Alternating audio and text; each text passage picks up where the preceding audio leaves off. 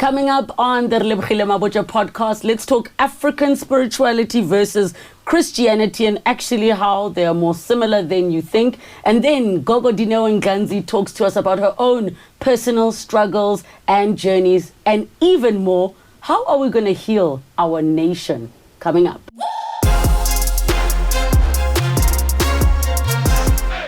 Hey everybody, welcome to another episode of the Relebogile Mabotja podcast. Hit the notification bell and subscribe so you can be part of the community and these wonderful conversations we have with very interesting people. Comment down below who else you would like to see me chat to. Today's guest is somebody who really has become quite known for her conversations around African spirituality and our traditions and customs and cultures, and I'm so glad she gets to join us here on the Relebogile pod. Gogo Dineo Nganzi. Togoza Gogo. Togoza. I'm even afraid to just do Togoza because your grandmother will take over the conversation, and I'm like, Kukue, I'm here to have, an unheard conversation. I'm not here to be Gogo Dineo, the spiritual teacher. I'm here to just talk about my story. Can I just tell my story for once? Kuku, please. So for everybody who doesn't know, I've known Gogo Dineo Nganzi for a while, and for some reason, even in our radio interviews, my late grandmother, Mama Waka Mama, likes to make her presence known and found.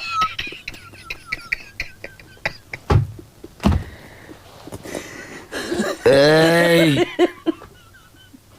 Let's get it out the way. What is my grandmother saying? What does she want? You look beautiful. She says I look beautiful. No, I don't want to get into your grandmother.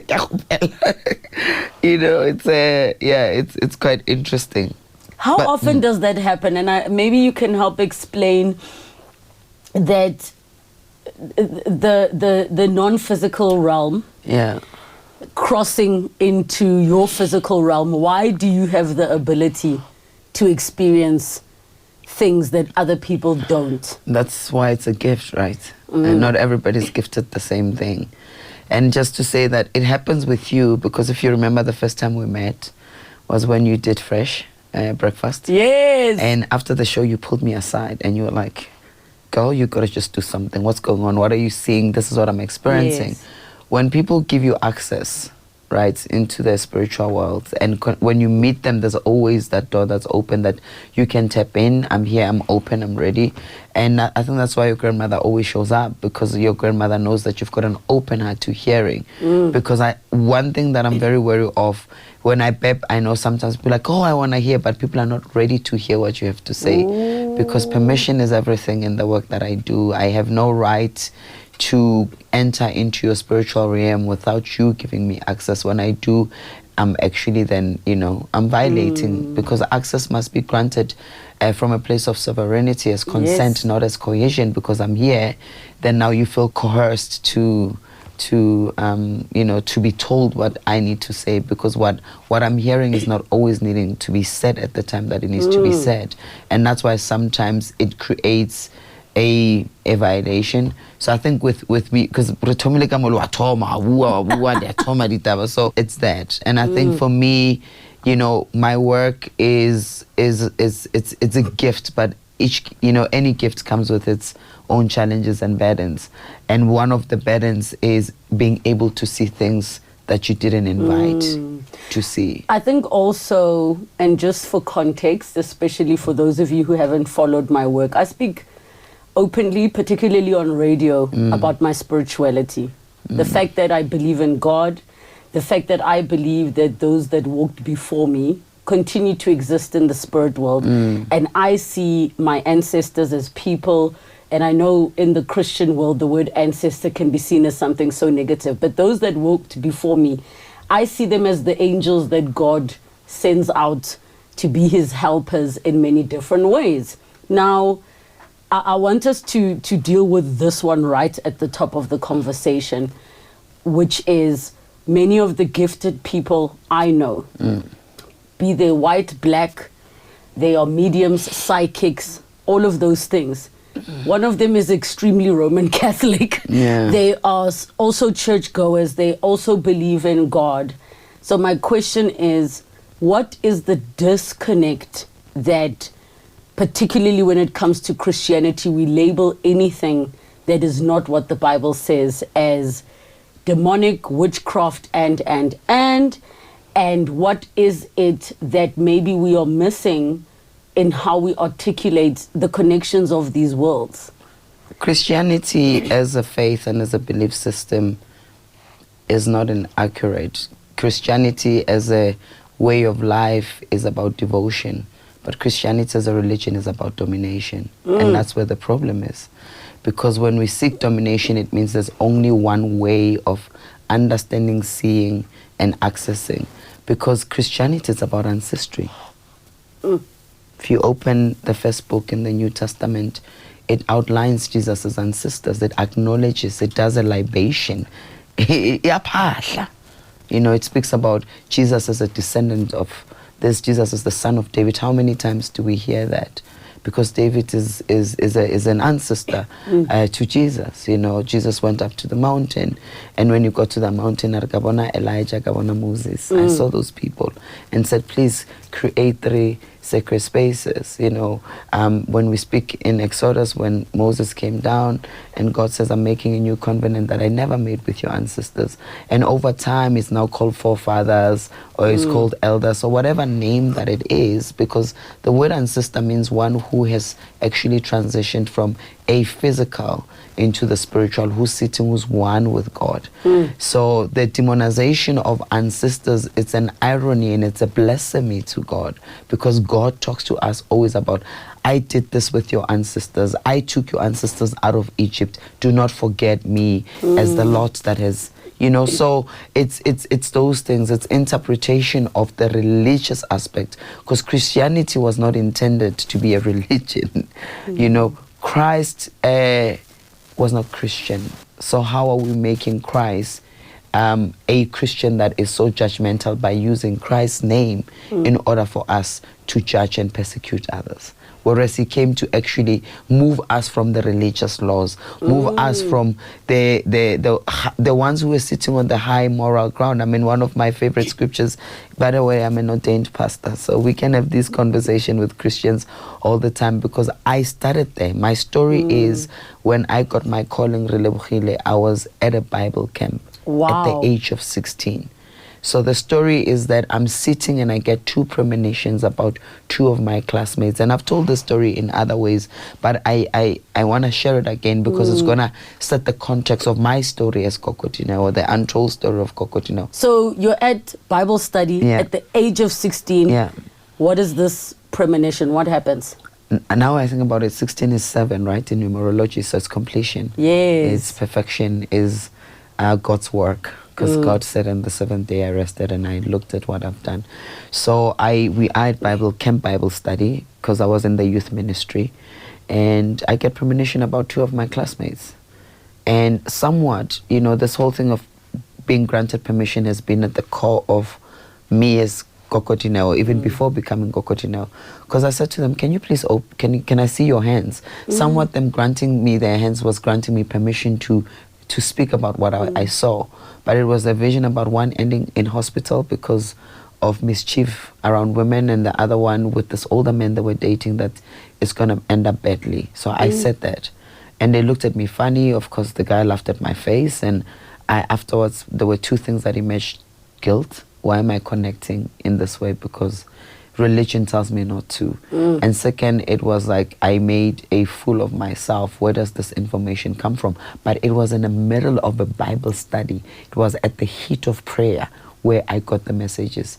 Fast forward to that. What were the hands, if I may understand? As in, because we know there are people whose gift is reading palms. Yeah, that's where my gift started, reading palms. Wow. So you specifically wanted to look at the hands. And at the time, I didn't know. When I worked as a storyteller at Moyo, because I was part of Moyo production. You remember Moyo, which was one of the pioneering restaurants of African cuisine, African entertainment. So when I would go around and tell stories, I met a Afrikaner family, and I was like, the first thing they said, oh, Sangoma is here, throw the bones. And I was like, I don't have bones, but I can reach your hands. And like they say, the rest is history. I tapped into doing the work just after that incident, it was in 2003, I think I was an artist. So back to the story. So 2 weeks later, the other classmate ends up in hospital, right, because they caught an STI. And then the other one meets me at the corridor at school crying and like, I want you to tell me about this guy. I'm like, but you looked at me like I was a fool. What about this guy? I was like, no, I'm like, I don't know, and we shouldn't do this. This is unchristian. Let's just leave it. But I went into a state of manic after that. I went into psychoticness. I left Guapegilanga High School in Alexandra and got a scholarship to go to an American international school. So that's why there's a little bit of swang, in my accent. So when I went to the American school, it was just right after my teachers met my mom. So my math teacher, my biology teacher, and my English teacher. Because I was, of course, the teacher's favorite. Why? Because academically I performed. Out of 80 students, I was always the top student, and I was like that. So they were worried about other experiences that I don't have a conscious recollection of. I have a conscious recollection of that experience at the Bible camp study, but apparently or allegedly I had other interactions where I was telling people things I'm hearing or things I'm seeing, but I don't recall those things. So they were worried, man, you are too smart. One of the things is that in black communities is that when you are intelligent is the problem. Too much intelligence leads to psychoticness. So they were worried that I'm studying too hard, because I would correct my teachers at school. I'm like, that's not how the sum is done, because I spent the whole night trying to get to the end of the sum. So they're like, no, man, get Maria. My first name is Maria. Maria is studying too much, and I think he's just too much in her books. We are worried she's losing her mind because now she's going around. They were not even crazy things. No, to people. They were calling them crazy things. They were not saying Maria is prophesying, which is an irony, because if you look at the whole Old Testament is about prophecy. Jesus is even named as one of the greatest prophets of our times, or one of the great spiritual teachers. So the work I was doing was not peculiar to the faith of Christianity. So my mother called me. My mother is illiterate. So my mother doesn't know anything about books, and it's like, I know you love school, but I'm worried about you. I think you must slow it down. But then I went to the American school because I got the scholarship there. But when I got there, like they say, hell broke loose, and that's how I ended up in a mental institution with temporal lobe epilepsy, a misdiagnosis, because I was going through a psychoticness as a spiritual awakening. And because I come from a background on my maternal side,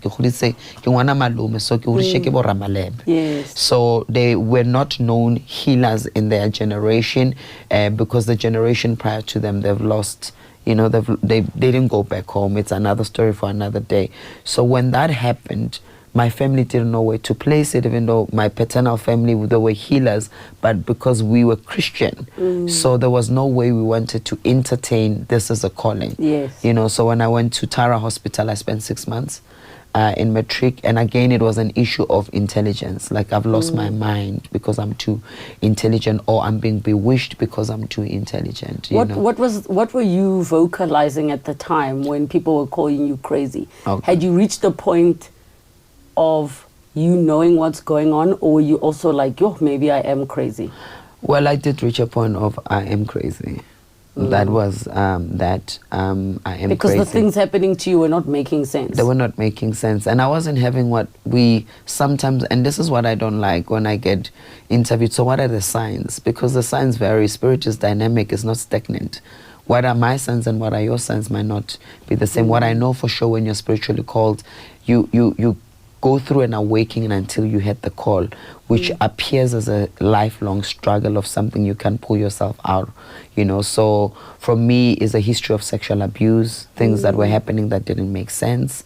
And I thought probably I was mad because of my intelligence, but also I couldn't seem to why were these memories of my past haunting me? So some of the calling episodes are your past coming to you to really heal it, because as a healer you're called to heal, but healing must start with you as well. So some of the experiences I don't recall very well, like it's episodes of aggression. My mother used to tell me that I once chased her on the streets with a knife. And then it was like good a calling, but actually there was also part of a wounded inner child who mother did not play the role of a mother. This is where I'm at right now. So the pain of being called is that you are an onion that continuously must unpeel so that your own wounds do not actually, become the medicine you offer those who are seeking it, who are seeking medicine from you, because a wounded healer wounds the innocent, doesn't heal them. It becomes poison, basically, that you are pouring into other people. I'm just thinking, while we're talking about that phase in your life and how, the irony is you are in a Bible school, basically Bible studies, Christian environment where there's a belief of how things should be. Not that, well, some answers could come from some kid who is prophesying. It's like, it must be crazy, right? And on the basis of that and knowing and understanding how society is today, if Jesus were to return, would we ever know? Would we ever accept? Would we ever digest it? And truly, as a people, and when I say as a people, you can look at it as the Christian community. Would we ever be comfortable with that? Because we speak about it, but when people do come, as in legit people, I'm not talking about dodgy people that are pretending to be prophets and, preying on the vulnerable. If Jesus' second coming happened and he came in a form that we did not expect or whatever, would we believe it? The reason things are called miracles is because it happens in a form that we don't expect. And because when things happen for us, our own sense of lack of worthiness will deny the miracles that are presented to us. Jesus, in the form that he came the first time, was actually denounced and denied by the very same people the Bible said he was sent for. He was sent as the King of the Jews, but it was the very same people that persecuted him. And it's post his death where there was an awakening of, oh my God, this is the called one, right? So if you look in our families, the story is the same. Those who have called to liberate the family, those who are called to break generational curses, who are cycle breakers, are the black sheep of the family. They get demonized. So my calling, awakening to become a healer, part of the medicine is to break the cycle of toxic violations in my family. I come from a family of incest, and that's something I haven't spoken about. I've never spoken about it, but it's sitting very heavy with me, Please explain what you mean by that. And I think the reason we have to explain is because I think sometimes people know the definition surface level, but what that means in real life. There's a history of sexual assault in the family, right? Because I almost feel like, and I'm going to give you a moment because I can see it's heavy for you. The reason I say we must explain, because sometimes when we speak about incest, it implies it was consensual. It implies like siblings or a parent and child choosing to say rajola. And you see it online in certain communities where that's okay. Recently. As opposed to where it is incestuous, but it is due to grooming and sexual assault, where one party did not consent to that. I think that's the pain for me, that sits very deep with me, is the fact that I believed I consented. Right? And it took me years, and this is where I'm at with my gift. It's this onion layer that I need to heal, because people don't understand there's no way a child can consent to a sexual engagement. Your executive brain, which is your frontal cortex, is not developed yet to make such rational decisions. It's insanity that we are actually now starting to normalize, because there is the new thing now, in the non-heterosexual community that has now been added, the other plus, which is adults who are in love with minors. think it's called MA or something. And we have not accepted that as a norm. Yeah, but that for somebody who for years has shamed themselves for an act that felt so wrong, but yet looked right, because this was a guardian. This was somebody who is entrusted to protect you. This is somebody who is entrusted to love you. And people don't understand incest in the family is one of the sickest form of sexual violence. The reason it's like that, Relebogile, is because you get cognitive dissonance, right? This is my loved one. I will love them. I will always love them irrespective, because love comes natural, because it's a bond bonded by blood. So when something like this happens, there is the child that wants protection and guardianship, but there is a child who's disgusted by the actions because your soul knows it's not supposed to happen. And this is what I've been battling with for years. That whole aspect of a child that wants, to be part of this family, a child that wants to be part of, but the child was like, but this is so wrong. The power of children is their innocence, is able to help them know wrong and right. But they are not developed yet to articulate it to adults, because they've entrusted their development to adults. But then adults, what they do is then, because of their sickly desires, will manipulate that. Because being sexually abused versus being raped, right? Rape, the violence is evident because it's by force. There is physical, visible scars. But when you get sexually assaulted and you said that you get groomed, somebody does not sleep with you on the first day. It's a grooming. And remember, when you are groomed by a family member, it's quite hard, because these are the people you go to when you get hurt outside. So you believe their story, because part of our belief system has been, framed by our own environment, by our families. So this is so there is no way incest can be something that I consent. A child does not have the to. No, your brain is not developed yet. I also want to just emphasize for all of us when we talk about grooming, and I regularly try to find different ways to explain, because people can't understand, why didn't you ask for help? Why didn't you da-da-da-da-da? So I'm going to try and describe it in this way. If within a home, your safe space, something abnormal becomes normalized, a child does not have a reference point. So you will assume that what happens with mommy is what happens with every mommy, and what happens with daddy is what happens with every daddy. And because I've had interviews with so many individuals who've experienced this, where it becomes a situation of your safe space is saying, they start to convince you that it's something we are doing. We are doing this. It's our secret.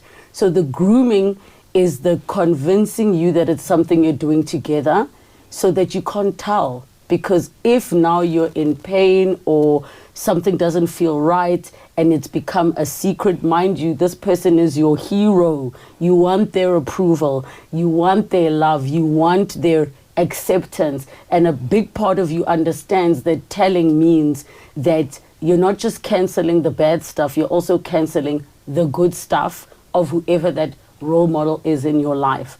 But the grooming is the convincing you slowly but surely that this is normal, it's okay, and that when you don't feel okay or normal, they've set things up in a way that you are unable to vocalize because of what you are left with. The guilt, the shame that for many children doesn't have words because they're so small. As a survivor as well, I'll tell you one of the things, because I've been in different forms of therapy for years trying to resolve this one, especially because, it's different people in the family.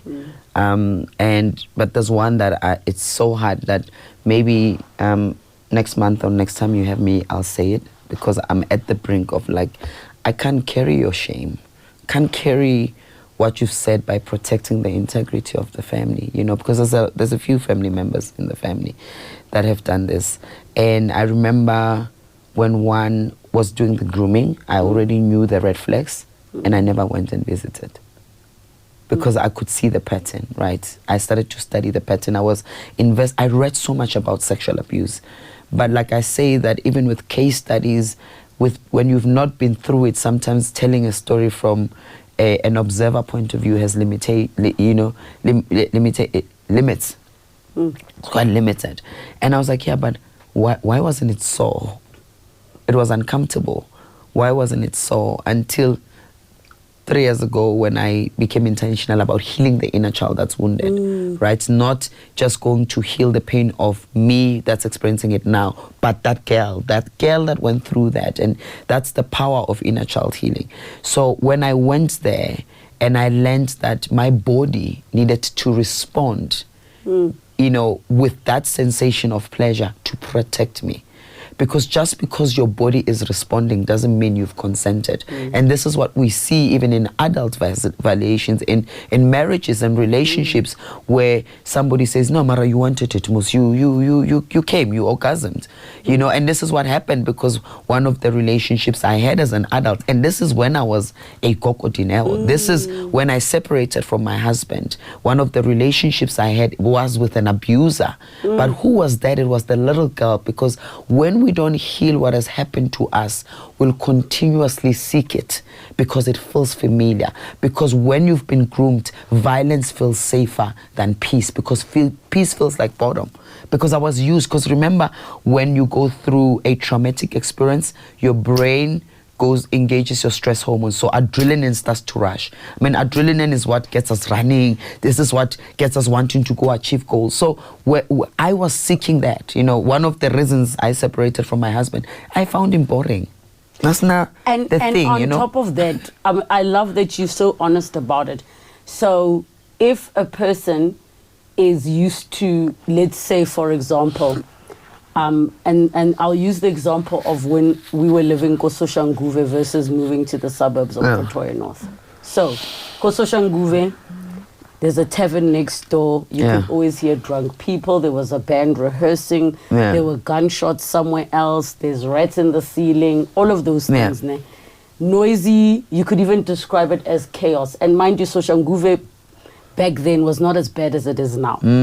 Fast forward to what? We moved to the suburbs. We moved to Pretoria North. We're closer to school. It is quiet. Now what happens? Now that quiet is like, you would think quiet is peaceful. It was so disturbing that I even wrote a poem that got published in these poetry books about township sounds, where you describe all these seemingly negative sounds, but they are comforting. So I struggled. My insomnia was so bad when we moved to the burbs, and it was silent. Because you're accustomed to the noise and the chaos. Now when it's silent and quiet, you are like, what is this? So even though it looks good, you are missing the familiar. So I'd keep waking up at night being like, did I hear something? No, I didn't. You're now living on a different kind of anxiety. So if I'm to bring it back to your kind of trauma of, well, I'm used to any moment something's going to happen, because it always happens. So you're on edge. Now nothing's happening. Okay, why is nothing happening? Where's the drama? Where's the abuse? Where's the this? Okay, let me seek it so that I can have that sense of normalcy. Does that kind of... No, I mean, if you look at black women, you know, they would say black women are loud. And we don't understand that some of the loudness is inherited trauma. Because the only way we could be heard was to amplify our voice. You know, and the only way that feels like we are heard is being loud, because that sounds familiar. So, you know, for those who are watching and have experienced something like this, and those like, yeah, but why didn't you speak? Why are you not telling us who it is? You know, all of those questions. And why are you coming out at 44 years old telling us that you got sexually assaulted by family members? Is to go read the book about what happened to you by Bruce Perry. Go read the book by Dr. Bruce Perry. Go read the book, The Body Keeps the Score. so that you can understand how the brain is wired. The brain is an organ of safety. So it records things as safe even when they're unsafe. That's why they say an abusive woman will stay, so they rather lick at the barrel of a gun than walk away, because that feels safe. Most women who find themselves in abusive relationship is not a lack of IQ. It's because it feels the same. This feels the same. This is what brings excitement. But on top of that, to anybody who says, why now? There is something that happens where your brain can block things out. Yep. Like literally, you may not know that something happened to you until you might start experiencing flashbacks, or you've experienced anxiety and the memories come. But also, it is okay for a person to process and speak when they are ready at the end of the day. But can I also say why now for me? Yes, why now? Because I'm done surviving, I'm leaving, I'm entering the phase of living, right? Because why not then is because I was still in survival mode. I was still wanting to keep the family together, keep my family in peace, have good relations. Because all children yearn for pure love, safety. You know, they don't yearn for all these things that we think they fancy things are material. I just want my mother and my dad to see me. I just want my family to see me. I want to be accepted for who I am. So that's where I'm at right now. And that's where even my work as a Sangoma, because the Sangoma work I see, but awakening to Kobela and awakening to Master Kobela was another journey that I wasn't expecting, because I went into psychoticness to a point where I almost lost my son because I didn't want to say yes to bring Ukobela. And to the initiation of Master Kobela, this is where my marriage collapsed. This is where I found myself in an abusive relationship where I was not abused only emotionally but physically. This was at the time, at the peak of me being Gogo Dineo. This was a time where I was doing the Fresh Breakfast show. This is at the time where, you know, it was in the becoming of a preeminent Sangoma. This is at a time when my popularism was arising, but I was dealing with demons. I was dealing with these things because there was still the survivor that needed to show up. The survivor who didn't want to show the other side of me. I wanted to show just the mask, right? Because I come from a family where what will people say is so important than, you know, what does that do to you? So for me is that I was tired, and I'm tired of doing that. I mean, to a point where when I get, because in 2019, one of my initiates wrote a blog about their experience with me. This is the time where I was becoming Gogo Dineo, and they told their side of the story, but there's the middle story of the truth, and there's my side that has not been told, right? And at the time I went to my coach, and I have never, you know, one thing about when you live to be good, and you live to strive for purity, not perfection, purity and integrity, is when people who you've trusted into your space as a Kobela. Remember, as a Kobela, people come to your house. They stay with you. You don't know where they are. You don't do police checks. You don't do clearance checks. They come because they were sent. And in my instance, it's dreams that I still do. I want dreams that do verify and validate before I even became Gogo Dineo, because that's how I found my Kobela. But because I thought, oh, the dreams, they're the one. But you didn't know that people can use the very same wisdom as a weapon against you. And that's what happened with me. So when this lady wrote a blog, I was like, you stayed with me. You looked after my little. I trusted you. Were in my bedroom. You know, you had access. And how dare you tell such inaccurate stories where you don't speak about how you almost destroyed all of us, you know? And the other one went on and jumped onto them. I'm like, but even Gayamamo and tell people that actually you had affairs while you were initiating. You were going on dates, you were sending nudes, you were leaving for work early in the morning to have sex, which is something that is prohibited. But when I spoke with my coach at the time, and she said to me, Dineo, you can choose to be a victim and feel sorry for yourself. Why me on social media? Or you can choose to become a villain and show them that you are Gogo Dineo, you are known, and engage them on the socials. Or you can choose to be a victorer, which is warrior of light. And what a victorer requires is to take a step back, reflect, and say, what is true about what they're saying? But what does that mean about me? What's my part? And that's the path that I chose. But I don't choose now not to engage. I mean, the recent threat was probably 2 years ago when one initiates. So when you go into initiation, you are given the rules of engagement. So in that type of initiation I initiate, sexual engagement is prohibited, because remember, you are being reborn.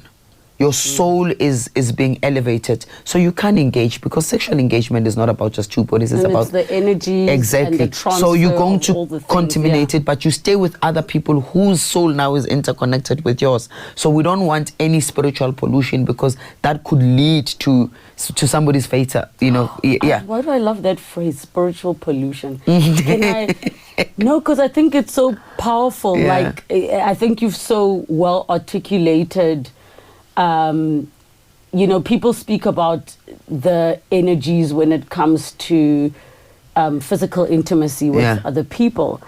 But I don't know how much we speak about spiritual pollution and spiritual cleanliness and spiritual hygiene. Yeah. When we speak about our day-to-day lives, and I know you are very passionate about African spirituality in this modern world, how we are forgetting parts of ourselves. Yeah. I was chatting to Zwei Bala not so long ago, who shared that all of these things are within us. They always have been. It's just a matter of us needing to remember. I remember. We need to remember. Yes, we need to. And I so love that we are on that journey. And he's very big into, family tree and all of those things. So I want to just touch on the spiritual pollution briefly. Yeah. Before we jump to where we are as Africans in this world today. The spiritual pollution, what are some of the unhygienic spiritual things we do outside of just having sex with anybody? What are these unhygienic things that we do? Is it things like eating food in somebody's house when you shouldn't be, or, maybe share with us? So, let's speak about, I spoke about the people I had in my house. Right, you think that you are having people who are seeking spiritual purification for elevation, but you're actually bringing more pests into your home space, and that's the downside of it. And when we look at spiritual pollution, we must understand we are spiritual beings having a human experience. So that be wary of the human experiences that you are interacting, you are engaging, you are participating in, because those can cause spiritual contamination. Gossip. You see? Because we think, no, it's when there is an act, when there is a declare, when somebody's mixing a concussion and then they're sending it back against us. But gossip, Relebogile, when people speak ill of you, whom you shared a table with, when a disciple turns into a Judas, it's not just going to be give the other cheek. They take a part of you with them, because this is somebody who you saw you in them and you thought they saw the same. So we don't speak enough about things like emotional betrayal becoming spiritual pollution, because emotions are connected to the soul. So when somebody can't get you physically, and I'm one of those people, because I know people have tried. I also feel like I get loyege. Why do you think you're still here? So, well, yeah, and it's weird because I've always said, when people say, do you believe in bewitching? Yeah. So I'm always careful with my wording, because when you say I believe in it, it sounds like you practice it. Yeah. So I say, I believe that bad spiritual things happen that are intentionally done by people, be it through rituals, whatever you want to call it, right?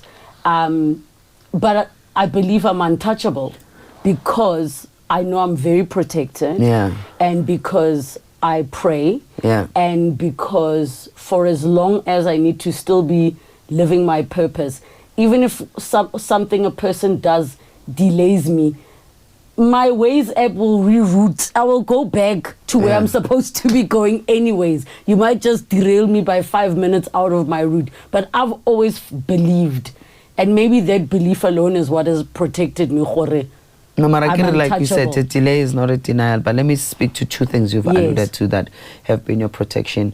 One is that you are in your purpose, because remember, as a soul incarnated into the body is to serve. So you're in service of why you are here. So that alone is massive protection, right? Because that which is not going to serve the soul will repel against. Then number 2, you said, I pray. So you do rituals that feed the soul. I pray, I cleanse, whatever that it is that you do, you understand? But also there are things that you don't engage with. We might not know, but I can tell you things. You do not live the celebrity life. You have not sought out for popularism, and I think this is where, for me, when I got in it and I was engaging Lebolu, so and you know, and then I think the team be very selective of who you bring in your inner circle, even in your careers, in your home, because I think the people I brought were like, no, Mara, you are. I'm a person who's like, pijama shop, you know, and I was like, no, but remember. And now the pictures and filters and it was a lot. I was at the garage this morning with slippers on. Yes. But I get you completely. The other time I'm like, no, I think I'm good. Capri, PJ, I put a zipper on and I wear my slippers because we needed to go get bread. Because I don't know how to perform, and you're not a performer. Because a performer is one who wears a mask, because they also afraid to see who they truly are, because all they know is what they made to be believed they are. It's projection. All they know is their reputation, not their character. And I feel like, you know, being a public figure, it's all about reputation and not character. And for me, one of the things to protect yourself is stay in your character, because you will stay in your lane, and that's how you're going to slay. I think to add to what you've said, for me, I used to question my instinct and not trust myself. I have started trusting myself. And I think even, you know, my team that's in the room, the people that I work with, I don't have to give a logical, I think we've all accepted. When I'm like, something is not right, even without a logical reason, we'll switch it up. And I also recognize when I feel vulnerable. And when I feel vulnerable, I desperately need to retreat, isolate, and be away from people. Because when you're on air every day, engaging with strangers non-stop, I do feel that social battery drain of like, so many energies. Even just the work of sitting and talking, I've gotten so much better at listening to a person's trauma and pain without taking it with me home as an But that's what I'm saying, this is your calling, right? The other platforms, you've become great at them through honoring this calling. Because you think this is just a conversation, but it's medicine whose stories have never been told, and they have not had the courage, but they needed somebody to hold space. This is therapy, this is coaching. You understand? So when my manager said, I'm like, yeah, no, definitely. Because I've not done a podcast. I don't do a lot of podcasts, because I'm very selective. Even with radio shows, I'm very selective. Because I am not out there to become popular. I'm there to become impactful. And impact requires the right kind of environment. So, and the other thing, I don't do podcasts where it's my story. You know that. You've interviewed me so many times. It's always about the topic, right? If I have to make an example about myself, but it's in relation to the topic. But this is what I'm saying is that, and maybe this is what your grandmother wanted to say earlier on, stay in this. When you are in your purpose, sometimes it's heavier, because the benefits are not for ourselves. When you're a tree, you're not meant to eat your own fruits, but you're supposed to serve. And once we serve, we grow. Because a tree that bears fruits knows how to grow all the time. But once it stops bearing those fruits, then it dies. So this is what I mean. Sometimes purpose is not career. And one of the purposes that I've become clearer of is not being a Sangom. Sangom as pathway, Korbela as pathway, but a spiritual teacher. So if I'm going to be a spiritual teacher, I must encounter human experiences that will hone and master the spiritual teacher.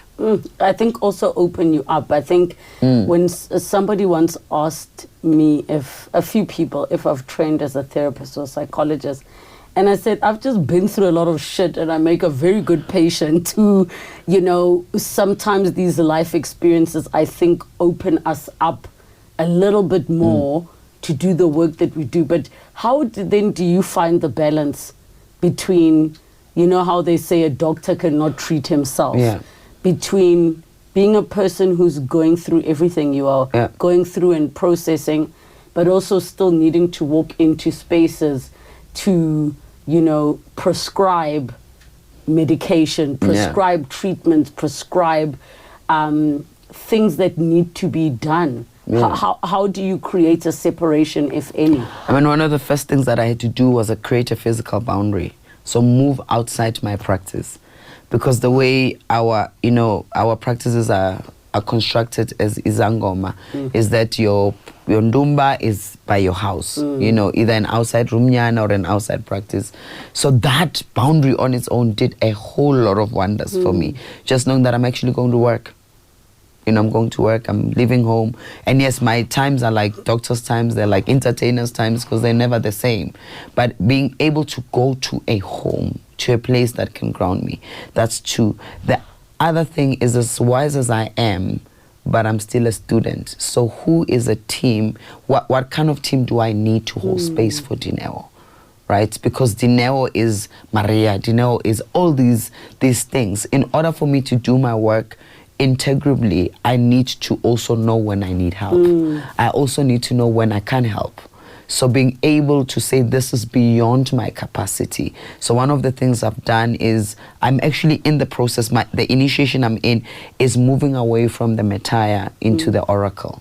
So I'm moving away from the masculine, the one in charge, the one who needs to get things organized, to becoming the feminine, the receiver, the one through receiving can be able to grow things. So that's how I create those things, saying no a lot, and then being able to be in my truth. And that work will not happen, Relebogile, when we're not willing to look at ourselves. So it could be easy for me to look here and say, yeah, the student did this, and be like, yeah, my Kobela was like this. Because when we stay in a state of being a victim, we cannot ascend. There is no ascension. There's no elevation from that state. In the work that I do, you must be able to look at what has victimized you, which is what I denied for years.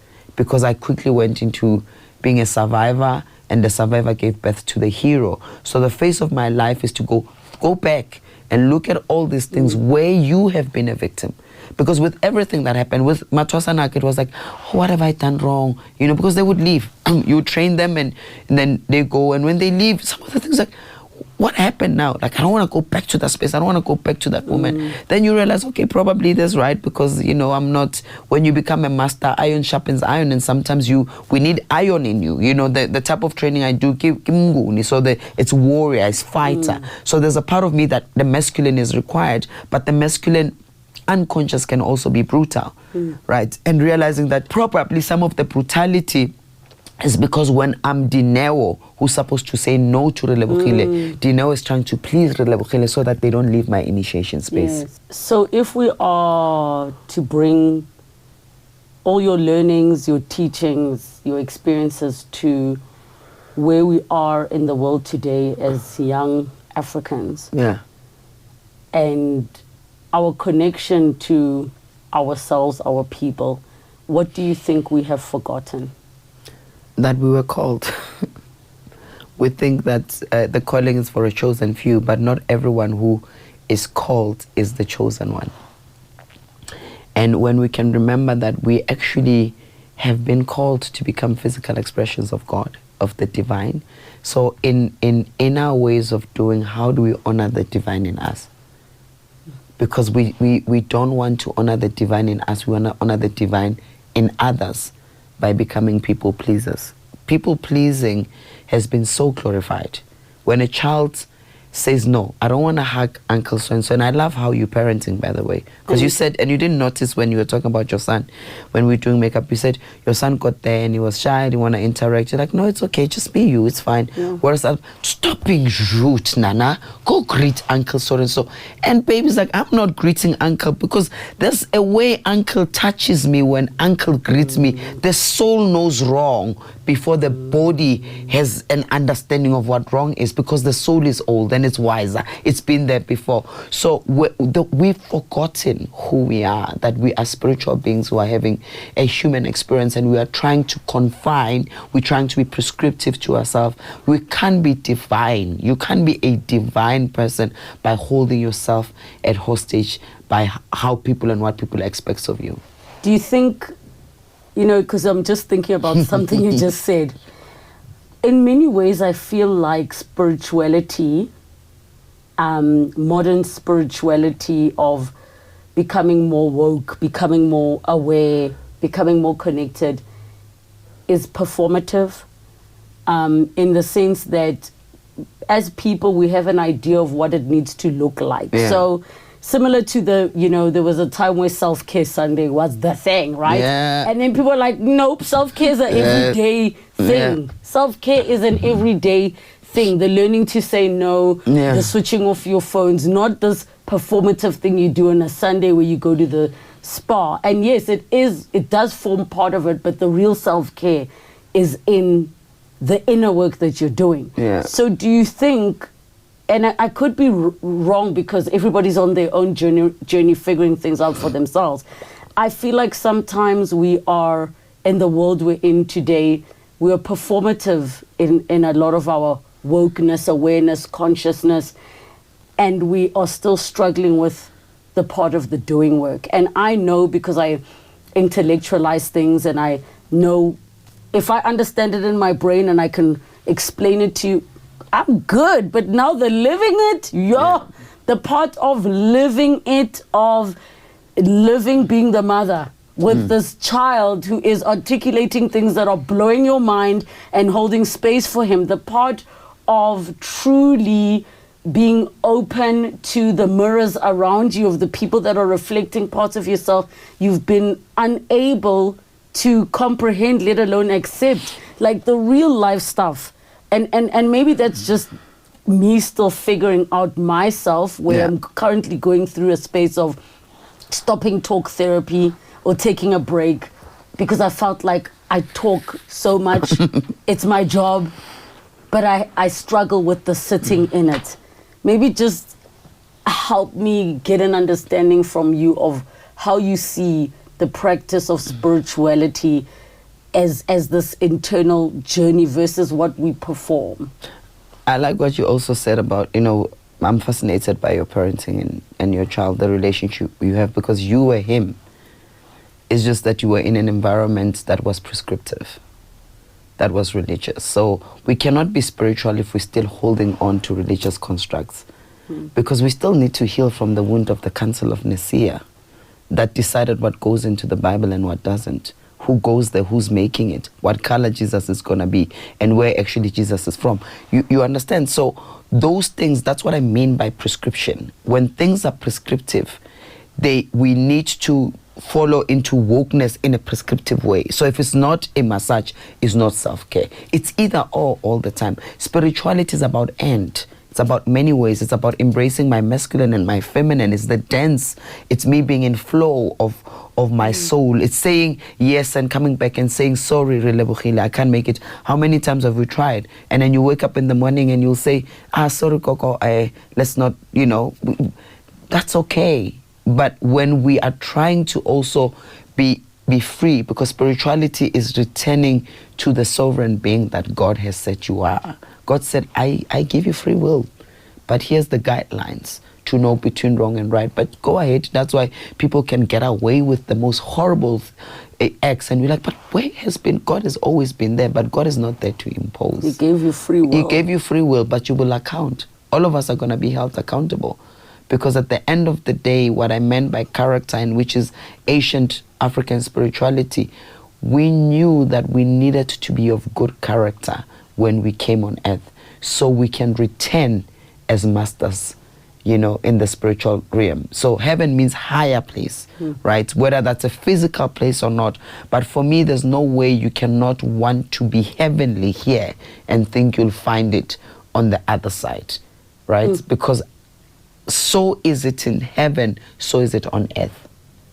That will be done on heaven and earth. Heaven is our state of consciousness.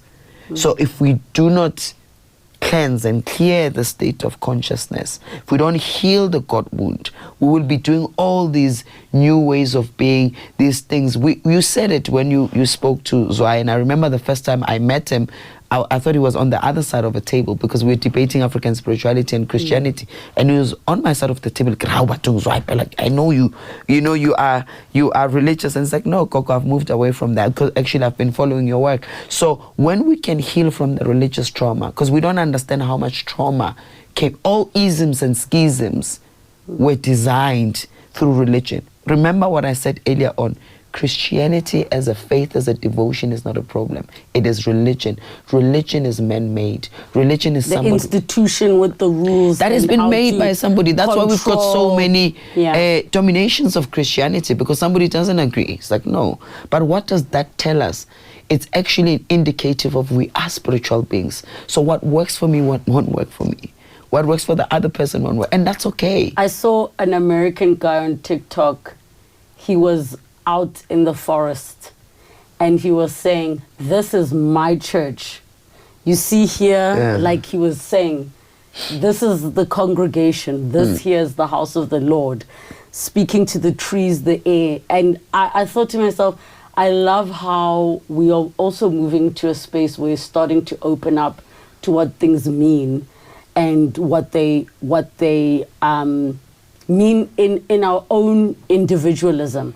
For many, I know faith in how it is structured works for them, and for others it doesn't. What I have an issue with is anybody demonizing how anybody does No, but anything. if you are truly spiritual, you would not be irritated by how somebody is showing up, right? When I start to agitate you, I say that is the demon in you that aspired to the level of where you thought you would become, but you are not there. So I'm just a mirror.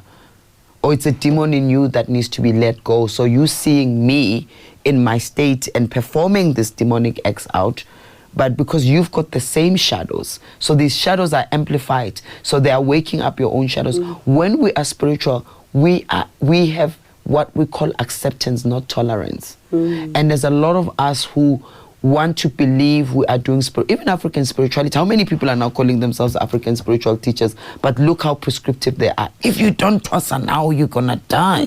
If you don't do, I am the only one. I am the big Gobela. If you don't trust her, but look at, I am the Ngangara of all the Sangomas. I am the one, I'm the famous, I'm the known. Yes. Is that spiritual? Or is that we don't speak enough about spiritual egos? Because we think spirituality is pure. Toxic spirituality. Yes, in the toxic positivity. But we don't realize that a lot of people had spirituality as an escapism of taking accountability for the messes they made when they were not into that spiritual movement. Let's just put it there. Yes. And we see it everywhere. I want to just, in closing, ask maybe what might be a very open-ended, broad question. How are we collectively going to heal from everything we've been through? Our country's a hot mess. Yeah. Rincheng. We are in the dogs, and I'm not just talking, like everything we are seeing are the symptoms of old wounds. So from your view, from an African spiritual view, how are we ever going to heal the effery that we are going through right now? That's a very big, massive question, right? And it requires a big, massive answer, but I'm going to give my input on that is that African spirituality is anchored in the nuclear family. So in African spirituality, it's not about men that data, is about men that they must come together. There must be a dance so that the offspring can live and thrive in a healthy environment. So until we can be able to first start with the nonsense and the toxicity in our nuclear family, and where does that come from? We can't just get over things, and that's what is toxic positivity. Some perpetrators are the ones now who are selling us these self-help books, these let's be positive minded. You are in a mess because you're just not thinking the right kind of thoughts. Just say I'm rich, because they don't want to account to what they took away from us by force.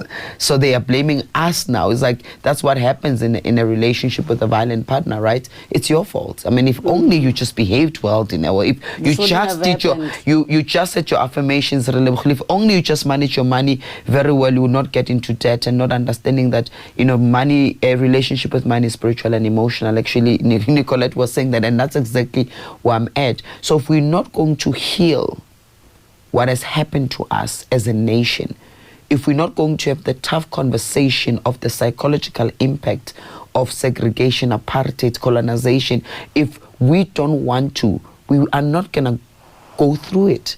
We'll continue getting over things, because what happened is that we left the apartheid government, which was a narcissistic, abusive partner, and we entered another one with democracy. Because what we did not go through a just transition. We got over it because we wanted the rainbow. But the rainbow happens when we've endured the storm. So we went a storm of pre-1994, when we had the interpolitical battles, when there was IFE and ANC, and we don't speak how the apartheid government actually sponsored guns.